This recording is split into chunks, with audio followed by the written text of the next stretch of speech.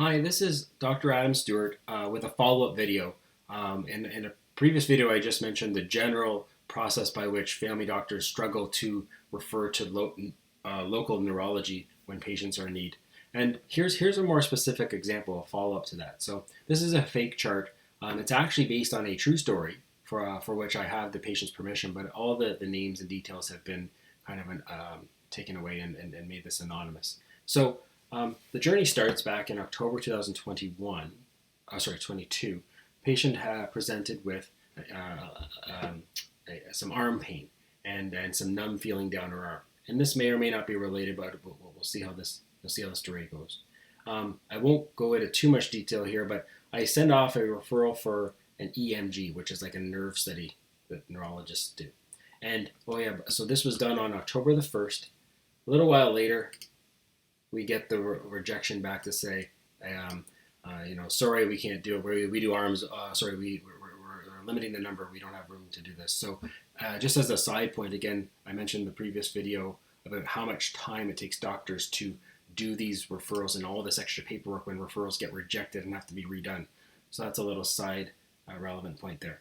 So I then do this other referral in a different way to Kingston Providence Care for an EMG study. So we got that was done October the 19th of 2022. And I keep the patient updated on this. And there's all this staff back and forth, right? We have to keep the patient updated on the status and so forth. So then January goes by or comes by, and there's some pain associated with the symptoms here. So I have the patient back in, and we go over. There's some pain in the upper back, some burning. May or may not be related. It did seem to be musculoskeletal, or the other possibilities were shingles, or maybe she had a case of shingles that was having some silent case of shingles that was having some nerve pain. But still in my mind, I'm thinking, could this be related to the October 22 arm tingling? Because we're still waiting on the EMG. So we talk about my plan and the thoughts. I considered a CT scan, and we have the big picture. We have the EMG pending that I had ordered in October. But then I thought, you know what? The more I thought about this, at the end, I thought I'm going to order an MRI and some blood work. So, so I end up referring the MRI. And by the way, again, I showed you in that other video how time consuming it is to order an MRI, for example, and all of the different choices. So there's a wealth of paperwork right there. We end up getting the blood work in a little later, and we end up getting the MRI of the T-spine in, and it was normal. So now several months later, the patient comes in for some right shoulder pain. And what's different here is that, some physio's helping and things like that. But what's different here is there's a report of ataxia, meaning like discoordination in her right arm and hand. And again, I'm noting, okay, well, we have the Providence Care EMG and physiatry pending. I guess by then we'd heard it was going to be in June, and I explained that that's going to be a big relevant puzzle here. And I ordered an X-ray of the ultrasound because of the atypical features. And so again, just showing you this here, more and more paperwork, referring to yet a different hospital and that requires a different way of doing it, more paperwork. We eventually get the X-ray and ultrasound back that were normal, communicate that back to the patient. Again, more staff time and resources to do that. Then in June comes around, and we get an email from the patient's son, and updating some more concerns. Things were getting worse. He's noticing a big difference in some symptoms here. So I have my staff get consent from the patient to communicate with the son, and we have them both in, and actually got them in the very next day.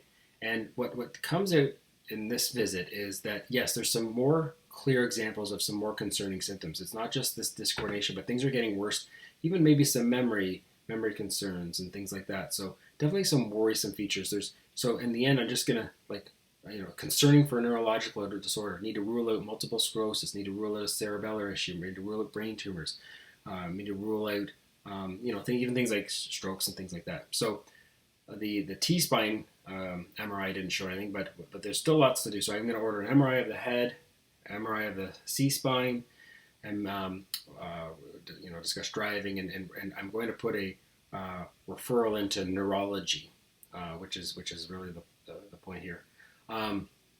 So again, more and more paperwork, another MRI. I update the Providence Care EMG study people to let them know of the progression. From there, so I update them on this. This is a different, I don't know, neurology slash physiatry department, not the neurology that I referred to initially. When I update them on these details, I get, now that we've been waiting all this time for an EMG, but now that just gets declined, saying that because of the clinical picture now, it doesn't seem to be that this is an EMG, needing an EMG anymore. So for whether that's true or not, I guess it is. We have to then communicate back to the patient that EMG we've been waiting all these months for is now just canceled suddenly. So I end up getting the MRI back a little while later, July the 7th, and basically it wasn't conclusive, but it did have this concern for this quote unquote hummingbird appearance is concerning for supranuclear palsy. Neurology consult advised. Okay, so there's the MRI report, and that's what we see and have to sort through and what it looks like. So I end up calling the patient and getting her permission to call Sun and update. I say that I'm going to be putting in an urgent neurology referral because this sounds serious. I do use their form. Yeah, you'll see yet another way to refer to different people. They have their own form, so I put this referral in. Noting urgent, please, cannot wait years. New diagnosis of progressive supranuclear palsy, ? Some symptoms. And with this referral, I attach all the notes too. So what do we get? What was that? 6 days later, a week later, we get the confirmation that this referral has been received. It will be 1 to 2 years. Okay. If you require a more urgent consult, please contact the neurologist on call. Okay. So in my previous video, the first one to this video, I went through the general process and this experience, and you can already see how this process is repeating itself yet again. So I call the switchboard. I ask to speak to neurology. I get, of course, the resident, not the doctor, but the resident. I want to, and I preemptively tell my experience with KGH neurology that, here is the issue. We have a 75-year-old with something potentially serious. We can't wait 1 to 2 years because things could be direly progressed by then. And while there might not be a treatment for what's called PSP in this case, which we need to first confirm the diagnosis. And you'll see later on this actually didn't end up being the diagnosis, but it needed something else. We need to rule out other diagnosis. And even then, because PSP was beyond my experience, I need specialist advice to be able to talk to the patient about expectations and prognosis and what the plan should be. So I stressed that, this is important and it can't wait 1 to 2 years. So I leave my cell phone number.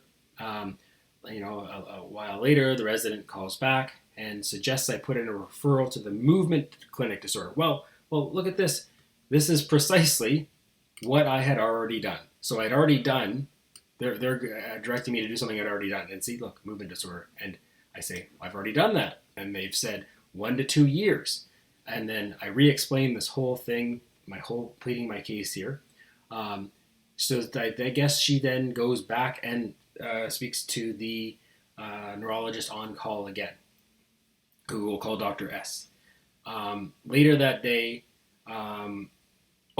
this was great. So the resident calls me back and says that so the resident has gone back to Dr. S and reviewed this case. And Dr. S says that she'll talk to me. But instead of just calling my direct cell phone number, which they have, the resident calls me back, says that I have to then call them back through their own switchboard and page Dr. S. You can't make this stuff up of how frustrating this is. It's just another barrier that we have to deal with in the midst of our busy day as family doctors. So I hang up. I have to call back, even though, I don't know, maybe the two people hopefully they weren't standing side by side there. I asked to speak to them. They agreed that there was a little bit of atypicalness and didn't fit this maybe diagnosis of supranuclear palsy. But I stressed, yes, so Eve, that's all the more reason that she needs to be seen sooner to confirm the diagnosis. I again have to review all the demographics and information that I already gave the resident which again kind of suggests to me that no one actually really truly looked in this poor patient's chart at the time. They didn't look at the MRI. I think they're just giving knee-jerk replies at that point. In any case, in this case, I didn't get directed to the residence clinic. I got assured that she will contact the movement disorder and her colleagues to see if they will squeeze in, and she will email me confirmation of this. So I set myself reminders. I set myself a reminder the very next day to follow up if I had heard back on this, and I hadn't. So the very next day, I haven't heard back yet. So I call Kingston Neurology, and in a fortunate twist, there were a neuroneurologist that day, so I actually got to speak to Dr. S, the same doctor who was on the day prior, directly. She says she had not heard anything back, and I stressed my concern about things falling through the cracks, as I've seen so many things do before with Kingston Neurology referrals. And I still wasn't able to even get a timeline. Like, were we talking 1 day, 1 week, 2 weeks? The best I could get at the end was that Dr. S was on call until the end of Sunday, and I was just straining. Okay, well, if she's going to be off call as of Monday, I don't want to have to call back and repeat this process again the whole next week. So ultimately, I got a timeline committed that I would hear back within 2 days. So and that she'd. So I get this email that says Dr. S has actually confirmed with one of her colleagues, we'll call Dr. Z, that they will see in the movement disorder. However, the appointment will be in December. This is July, right? So this is like 6 months later. However, that they're going to have her on a wait list or something to be seen sooner if possible. So I keep the patients up. There was this back and forth because I just still don't feel like waiting till December is appropriate here. Six months later. So we ensure that the patient is on some sort of wait list. And eventually, we do get the neurology consult in November, which was actually ruled out that initial diagnosis of progressive supranuclear palsy, and it was actually a diagnosis of atypical Parkinson's, and started on medications and treatment. So this is the quote-unquote good news here, is that this quote-unquote only took 6 months for the patient from my recognizing a red flag symptom in ataxia in May 2023 to get the patient seen. But I tell you, had it not been for the persistence reminders that you don't even see here, and all the back and forth and the reminders between my staff and I in following up, this would have probably fallen through the cracks and taken even longer. But anyway, this is a specific story, and this is just one example of what family doctors have to deal with in order to advocate for their patients and navigate this healthcare system in which we're practicing.